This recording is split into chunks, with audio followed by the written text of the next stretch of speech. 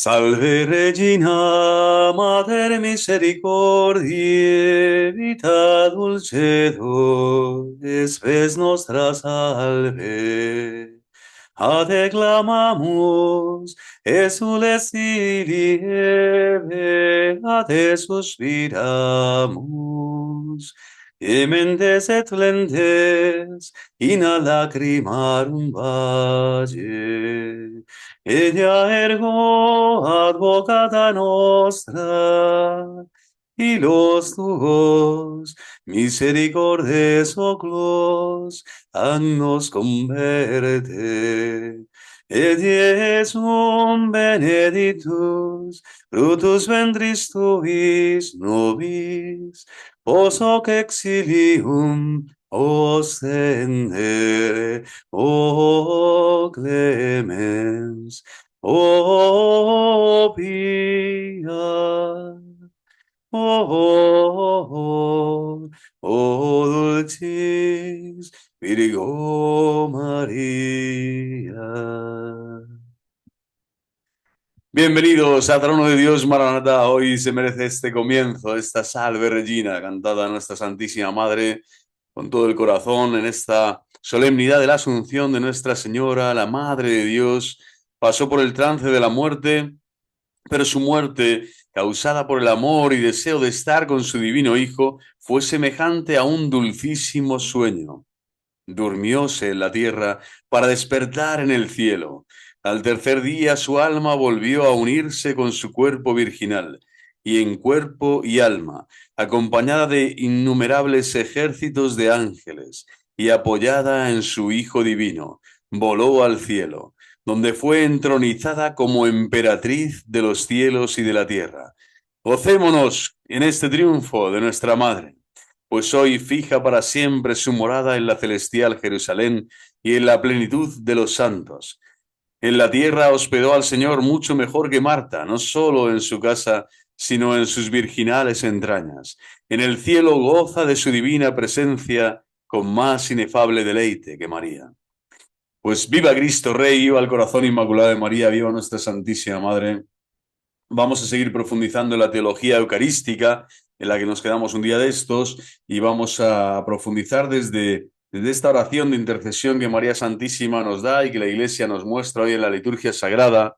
Nos dice algo tan precioso como que habiendo participado de la mesa celestial, es decir, de la Sagrada Eucaristía, el cristiano católico que va con ese deseo de comulgar con Cristo, cuerpo, sangre, alma y divinidad, nos le pedimos a nuestra Madre Celestial, imploramos tu clemencia, Señor Dios nuestro, para que cuantos celebramos la Asunción de la Madre de Dios, seamos por su intercesión libres de todos los males que nos amenazan, por el mismo Jesucristo nuestro Señor.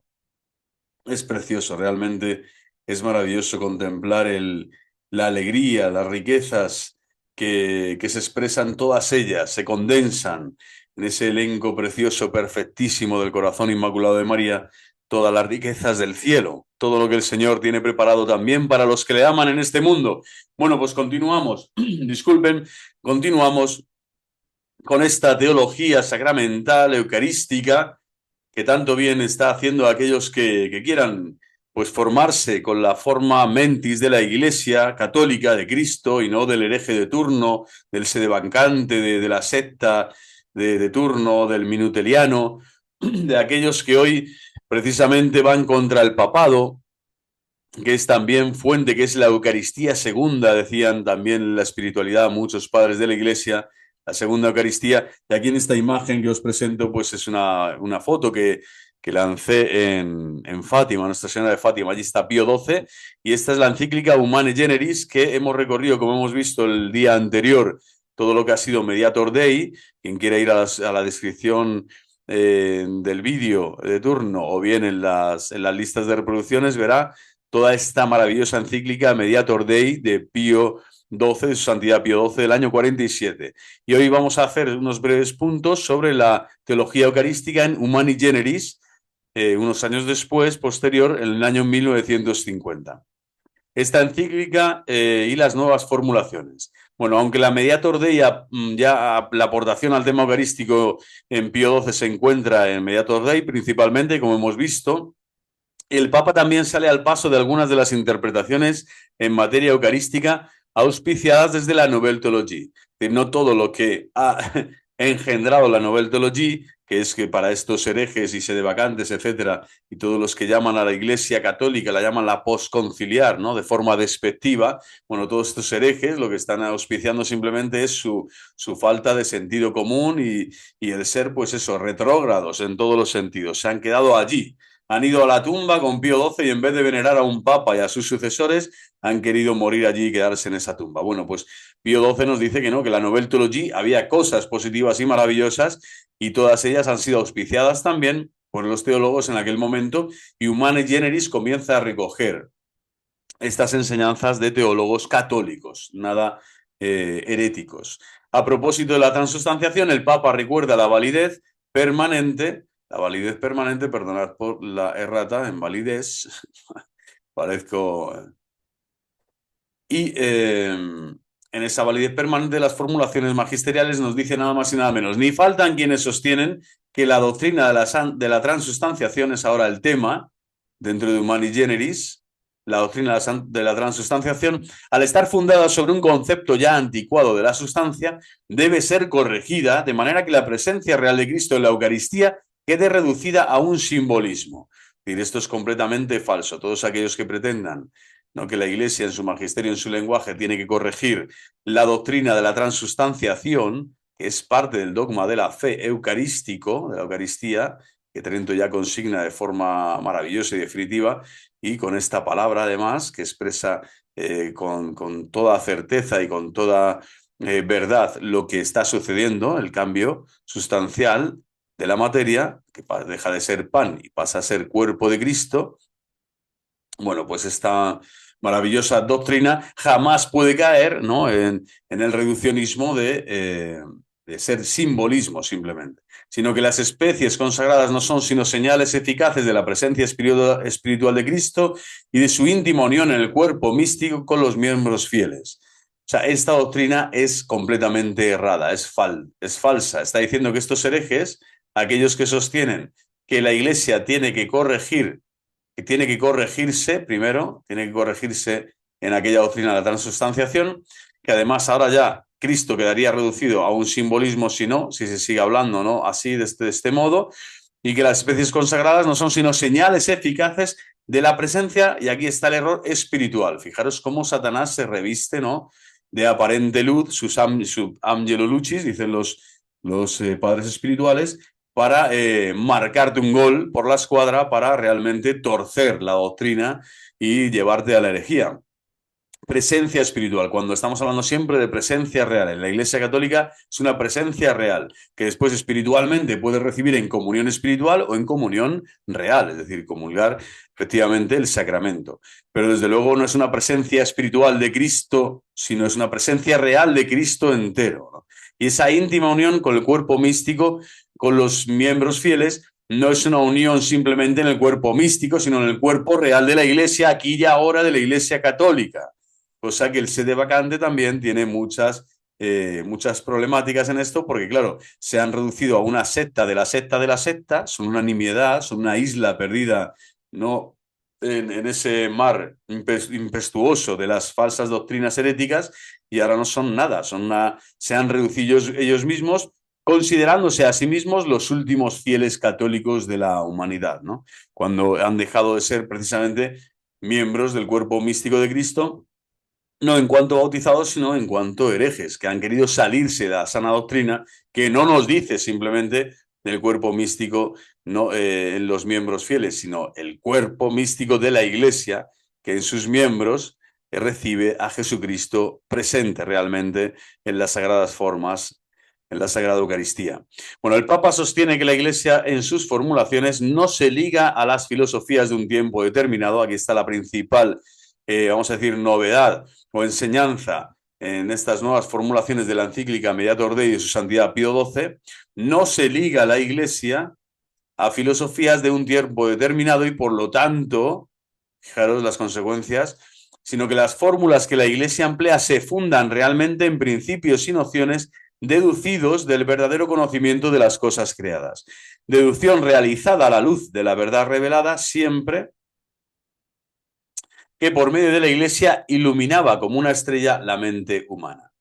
Bueno, es impresionante. Al decir esto, está hablando que en sus formulaciones el Papa, al sostener esto, está diciendo, oye, no pretendáis cambiar lo que la Iglesia ya en su día y el cómo la Iglesia se expresó en su día para definir un dogma, para definir una formulación dogmática de cualquier dogma de fe, en este caso de la Sagrada Eucaristía y de la presencia real de Cristo y del único sacrificio que es el mismo sacrificio de la cruz. Bueno, pues aquí está hablando de que la Iglesia siempre se sostiene en un verdadero conocimiento que está siempre dado a la luz de la verdad revelada, no de los hombres, sino de la verdad revelada por Dios, y que esa expresión, ¿no? Y que esa sí, expresión de fe de la enseñanza del magisterio sagrado de la Iglesia siempre va a ser una estrella, ¿no?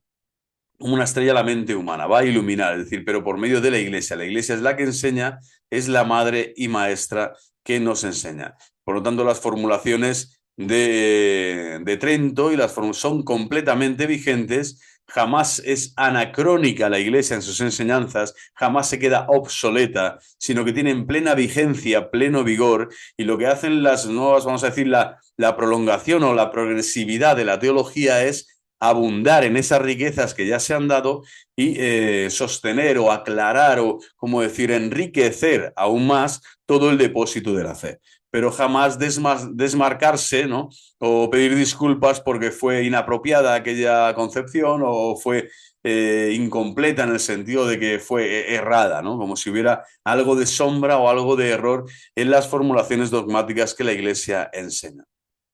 Bueno, pues hasta aquí lo principal de la encíclica Humani Generis y ya pasamos a la segunda gran parte de este trabajo apostólico que estoy viendo que además no tiene muchísima tirada, como quien dice, en la red, porque francamente son temas aparentemente, pues eso, muy específicos, sin embargo son fundamentales. Fijaros qué mayor importancia existe, ¿no?, en este mundo que la de glorificar a Cristo en la Sagrada Eucaristía, la de dar vida a Cristo en la Sagrada Eucaristía, o sea, recibir, mejor dicho, su vida, la vida eterna en la Sagrada Eucaristía, el sacramento más impresionante que Cristo ha dejado sobre la tierra y que sin duda alguna es el que nos muestra que el camino y la verdad y la vida se hacen tiempo, se hacen algo concreto en nuestro corazón al comulgar con Cristo y ser santificados en el cuerpo, sangre, alma y divinidad de Cristo. Bueno, pues aunque no tenga mucha tirada, esperemos que Dios y su bendición con el tiempo vaya haciendo que se difundan estos vídeos o que al menos por mi parte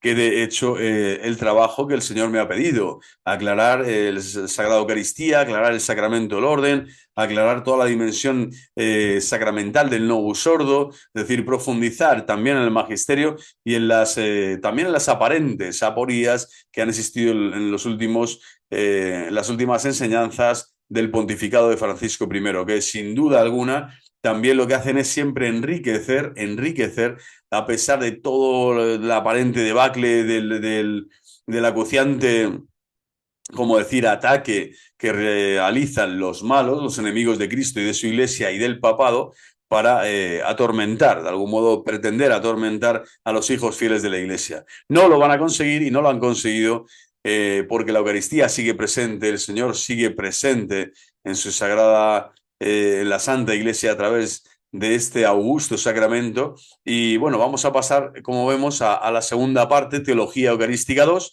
Y en esta parte pues vamos a ver ya y centrarnos de lleno en la Eucaristía en el Concilio Vaticano II. En este tercer vídeo lo que estamos haciendo es terminar la primera parte, que era la teología anterior al Concilio Vaticano II, la teología del siglo XX, siempre en referencia a la materia eucarística, y ahora comenzamos esta segunda parte, que serán también 3, 4, 5 vídeos, no sé, pero desde luego es un trabajo que puede formar la conciencia y hacer que el corazón se esponje en la verdad católica. El otro día me preguntaba o me invitaba un suscriptor a decir, pero sería bueno que nos mostraras el cambio, el por qué has pasado de ser sedevacante a ser católico, cómo ha sucedido. Bueno, en la Iglesia siempre, ¿no?, ha sucedido la conversión, es intelectual o es afectiva, ¿no? En un encuentro místico, o es ambas, ¿no? Ambas se pueden dar. Desde luego a mí ha sido intelectual en cuanto a la formación y por eso estoy realizando estos vídeos. Es decir, hay que abundar en un magisterio de los papas anteriores al concilio que yo no conocía por mucha filosofía y teología que he estudiado en muchos años y haber sido ordenado sacerdote, aunque ahora, como digo, no ejerzo públicamente por mi nueva condición y estado de vida, pero desde luego no tienes por qué conocer todo en la abundancia y en la grandeza de este magisterio de la Iglesia que siempre nos supera. Entonces ha sido una conversión intelectual en cuanto que he seguido buscando la verdad. Mi oración es la búsqueda de la verdad y encontrarla, porque no solo somos buscadores de la verdad, sino los que estamos llamados a encontrarnos con ella, siempre en la Madre Iglesia.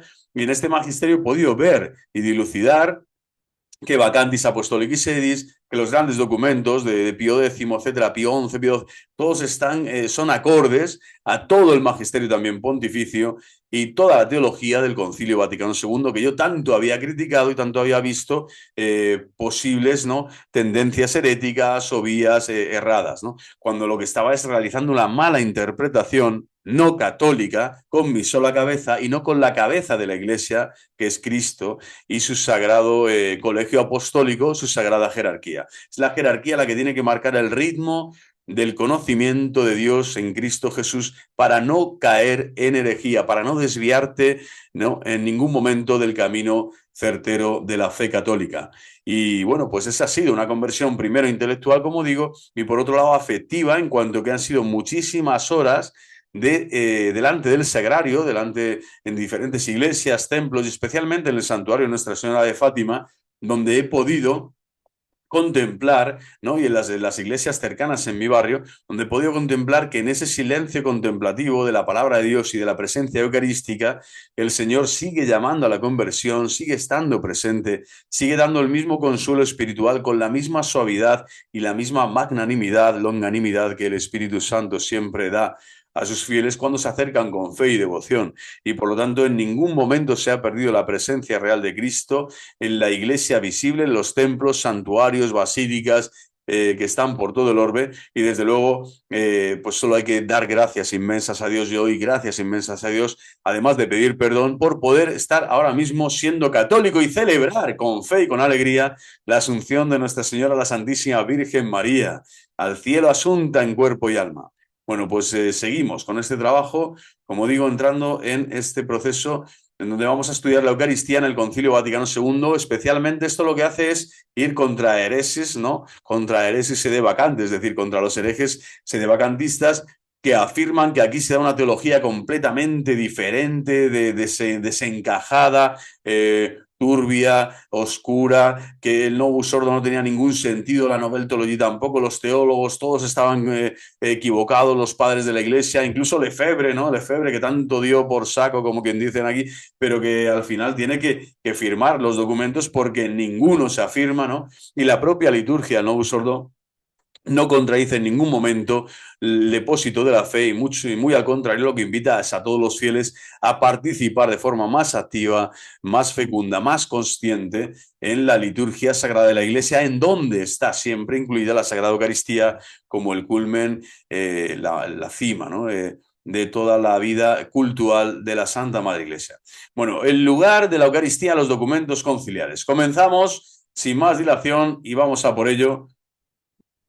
Vale la pena, como digo, a cualquier persona que diga, no, porque esto es diferente, ahora pasó esto, vino el Novus Ordo, tal, no, mostrarle estos vídeos para que por fin, poco a poco, pueda ir entendiendo, ¿no?, y masticando en su corazón que no ha habido cambio que sea peor, sino que lo que es a peor es la apostasía de los hombres, como decía el otro día también, de los bautizados paganos.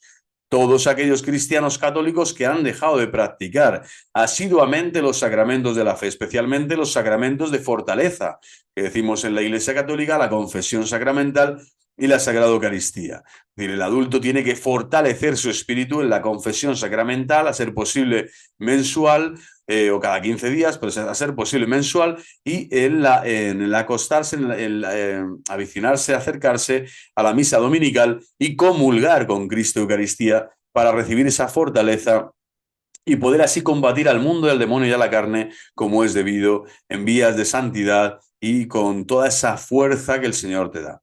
Bueno, el concilio necesitó un periodo de tanteos para encontrar su propio camino. Esto es lógico, no es una cosa más, ¿no? Y también así los sínodos, ¿no? Por eso mucha gente se mete con el sínodo, la sinodalidad, el otro, no sé qué. Bueno, si es que no sabes ni lo que son los lineamenta, la planificación que hay que realizar, el porqué, todo tiene un porqué en la iglesia y cada pasecito o pasito que se va dando es porque hay muchísimo trabajo detrás y el trabajo lo hace el Espíritu Santo en los miembros de la iglesia, especialmente en su jerarquía, y como cabeza tienen que seguir pastoreando y guiando al pueblo santo de Dios. Bueno, pues en el concilio, imaginaros, ecuménico, la cantidad además de trabajo que tenía detrás en cuanto a todo el movimiento patrístico, litúrgico, que habíamos visto el otro día, bíblico, y ecuménico, que debía de recoger todas estas décadas, ¿no?, de trabajo ingente y maravilloso que se tenía que de algún modo ya dar a luz, se había engendrado y ahora era dar a luz en el concilio. Inicialmente los temas presentados llegaron a ser 71 y fijaros qué reducción se hace por necesidad, ¿no? La conciencia de reducir estos temas en la agenda del concilio a tenerse un número de esquemas más pequeños y más realistas. De gran importancia, entonces, en este momento, de gran importancia en el año 62, por lo tanto, la Congregación 33 propone como tema central del concilio en torno al cual ordenar a los demás el tema de la Iglesia, ¿no? La Iglesia debería ser tratada en su doble vertiente, ad intra y ad destra, ad intra, ¿no?, para todos los fieles católicos, a destra, hacia el mundo, hacia el no católico, el incrédulo, el ateo, el alejado, etc., ¿no? Cardenal Montini, futuro Pablo VI, apoya de forma entusiasta esta propuesta del cardenal Schwenens, que es quien propuso esta temática de la Iglesia y realmente pues acertó de lleno porque no solo la Iglesia se muestra siendo lo que es, madre, maestra, mater magistra, sino que es la única arca de salvación, ¿no?, que hace que el hombre pueda encontrarse con la verdad plena revelada en Cristo Jesús, Señor Dios nuestro. Bueno, elegido ya Papa, Pablo VI orientó definitivamente la temática conciliar, reduciendo los 71 iniciales a 16. O sea, de 71 esquemas se quedaron en 16 tan solo. ¿Por qué? Porque es que era impresionante la cantidad de trabajo, ¿no?, que había detrás, hablando acerca de estos temas, sobre la Eucaristía. Bueno, estos 16 esquemas, perdón, esquemas para el concilio, sobre toda la Iglesia, ¿no? Estos 16 esquemas debían ordenarse en torno a 4 polos: naturaleza de la Iglesia, el punto primero; renovación de la Iglesia; unidad de la Iglesia entre los cristianos; y diálogo con el mundo contemporáneo. Estos polos, a su vez, podían ser recogidos en dos: Iglesia ad intra y ad extra, ¿eh?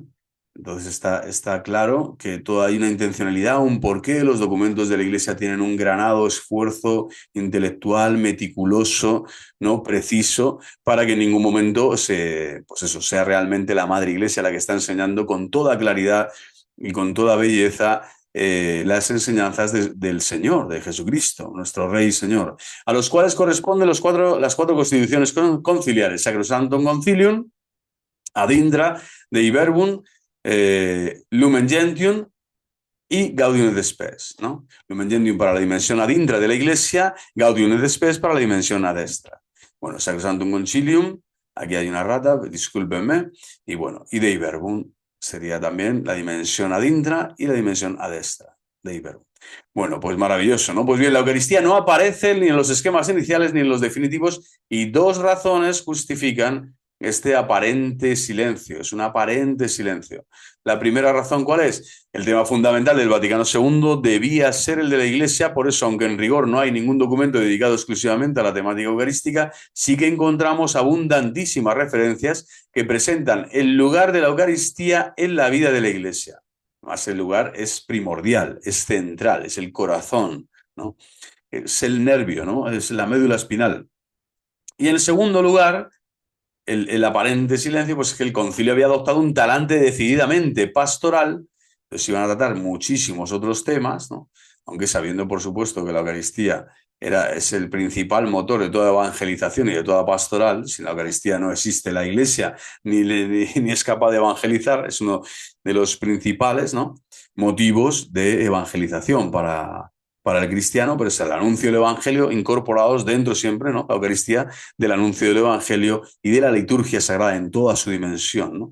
la Sagrada Liturgia de la Iglesia. Bueno, no convenía incluir su temática en aquellas cuestiones dogmáticas controvertidas que requerían una intervención pontificia. Estas controversiones o estas situaciones controvertidas las hemos visto en los documentos ya anteriores de Pío XII, ¿no? Que ha ido como saldando y despejando, advirtiendo también de los peligros que había en posibles posiciones heréticas respecto de la Eucaristía, pero aquí en el concilio nos iban a tratar esos temas de forma específica. Sin embargo, sí, estas cuestiones dogmáticas se tratarían más adelante. El deseo expreso de Pablo VI, ¿cuál fue? En el año 65. Pues maravilloso. Este deseo expreso,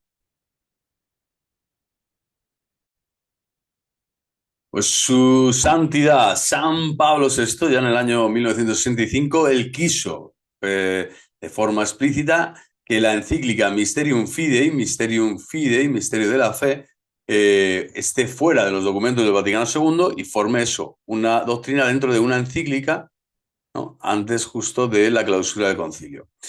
Precisamente para eso, para aclarar de forma más específica y con más notoriedad y dándole toda la importancia que requiere a la Sagrada Eucaristía y a todas las problemáticas en torno a ella. En esa encíclica, promulgada unos meses antes de la clausura del concilio, el Papa sale al paso de algunas interpretaciones desviadas o insuficientes en torno a la Eucaristía. Desde luego, todas las interpretaciones de estos, vamos a decir, teólogos que se estaban desviando, están a años luz de las barbaries que llegan a afirmar los sedevacantistas o los falsos católicos tradicionalistas, ¿no? Estos de sus capillitas, de las sectas de Rojas, del Roberto, del Daniel, de toda esta gente, ¿no? Del Rivas de turno, que es tremendo, ¿no? Lo que llegan a afirmar básicamente es eso, ¿no? Que solo ellos tienen la Eucaristía, ¿no? Que es el tesoro, ¿no? De la Iglesia y que ya el concilio directamente, todas las Eucaristías posteriores al concilio no son válidas o son, ¿no? No existen, son ellos los que tienen. Tremendo, ¿no? Bueno, estos eran, vamos a decir, eran Heidi en comparación con estos herejes, aquellos teólogos que tenían interpretaciones desviadas, ¿no? Bueno, a pesar de este aparente silencio, las aportaciones del concilio en materia eucarística son abundantes, no en vano. El fruto visible más inmediato del concilio vaticano se refiere a la celebración, es decir, al modo de celebrar la Eucaristía, ¿no? Recordemos, ¿no? A Deum, a Populum, ¿no? El sacerdote gira, el ministro ahora también celebra, puede seguir celebrando a Deum, Cora Deum, pero el Novus Ordo, ya Cora Populum, le da toda esa prioridad, ¿no? A la asamblea litúrgica, que es quien celebra el misterio de la fe. Bueno, las aportaciones junto, por supuesto, con el ministro, ¿no? Que representa a Cristo cabeza. Pero Cristo cabeza y su cuerpo como que están unidos, ¿no? Están unidos realmente en ese altar, ¿no? Que es el centro de la asamblea litúrgica. Bueno, las aportaciones conciliares son prácticas y doctrinales y se refieren tanto a la celebración como a la doctrina. Esto lo vamos a ir viendo, como en toda esta encíclica no solo aparecen, por lo tanto, rasgos, por eso ha habido algún arzobispo, no sé si cardenal, de este último año, que ha hablado incluso de eso, ¿no? De que cambia la teología en cuanto que la teología se profundiza y hay un cambio en la teología para celebrar el misterio de la fe, siendo el mismo misterio de la fe que la Iglesia ha celebrado siempre, no hay otro. El sacrificio de Cristo en la cruz es el sacrificio del altar y de todos y cada uno de los altares de la tierra, pero el modo de celebrarlo, ¿no? Y también la doctrina que explicita o que revela, ¿cómo decir?, que manifiesta que ese modo celebrativo es el que el Espíritu Santo ahora quiere realizar para que en la Iglesia se dé la mayor conciencia, la mayor evangelización, el mayor gusto y sentido católico del santo sacrificio de la cruz, pues esa doctrina también se ampara en todo lo que es el desarrollo teológico y por lo tanto en lo que el Espíritu Santo va diciendo a las iglesias, ¿no? Estas aportaciones prácticas del Vaticano II las veremos en el próximo vídeo y ya comenzaremos también a profundizar en todo lo que fue respecto a la teología eucarística, las enseñanzas del Concilio Vaticano II. Bueno, pues que Dios les bendiga, Dios Todopoderoso, Padre, Hijo y Espíritu Santo, nos sigan concediendo la gracia de ser cristianos católicos, de seguir combatiendo a todos los herejes que no quieren adorar el misterio de la Sagrada Eucaristía y que prefieren pues quedarse en sus casas o hacer, no sé, de sus garajes extrañísimos y sectarios, pues y llamarse católicos. Pero nosotros siempre nos llamaremos católicos precisamente por eso, porque tenemos a María Santísima, la asunción de nuestra Madre, su intercesión poderosa, su mediación universal, de todas las gracias que recibimos, porque ella ha engendrado, ha acogido en su seno virginal al Verbo de Dios, al Eterno, ¿no? La segunda persona, la Santísima Trinidad, que ahora se ha quedado con nosotros en la Sagrada Eucaristía. Aquí tenemos los dos pilares fundamentales que San Juan Bosco vio en ese sueño de forma tan profética y tan maravillosa y tan esperanzadora para decirnos al mundo entero, decirles que siempre van a tener en el arca de Pedro, en la barca de Pedro, que es el arca de la nueva alianza, estos dos grandes tesoros, Cristo Eucaristía y María Santísima, ¿no? Corredentora, que todavía no ha llegado este dogma, pero ya sabemos que está ahí, se está perfilando, ¿no? Así como la Asunción, que llegó, ¿no? Siglos y siglos después, pero ya sabíamos que estaba ahí. La Virgen se durmió en la tierra, pero nació, se despertó en el cielo, ¿no? En torno a Cristo, siendo emperatriz del universo entero, reina de los ángeles y de los apóstoles. Viva Cristo Rey, viva el corazón inmaculado de María, felicidades Santa Madre de Dios por tu asunción gloriosa, intercede por nosotros desde allí ante el Padre, el Hijo y el Espíritu Santo, para que seamos fieles discípulos de tu Hijo amado, Jesucristo nuestro Señor. Hasta la próxima.